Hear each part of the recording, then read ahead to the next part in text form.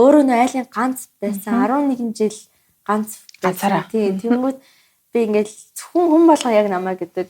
Манай гэрч ирж байгаа хүн болгон зөөсий. Бүх хайр нөгөө халамж те.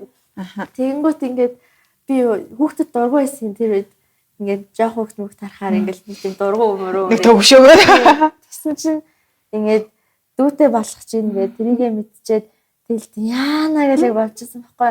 Тэгсэн чинь ингээл яг дүүтэй болсон чинь бүр тест дандаа болсон зөө. Зөв миний бүр амьдрал 360 ирсэн үү? Бүр ингээл би одоо хүүхдэд бүр маш их хайртай. Тэгээд дүү нартаа бүр амар хайртай. Би бүр 2 дүүтэй болсон. Хоёр дахь нь надтай амар адилхан. Нэгдгийн би баг өөрөө ингээд өсгөж ирсэн байхгүй. Тэгэл бүр хүүхдэд амар хайртай. Тэгэл яг тэр үеэр чинь бас нөгөө нэг Facebook live гээл тэнгүүд лайв хийсэн чинь тэрнээс болоод яг миний ах Instagram ингээд гинт 10,000 авчихсан байхгүй юу. Тийм нэг 5-6 мянган хүн аваад авдаг.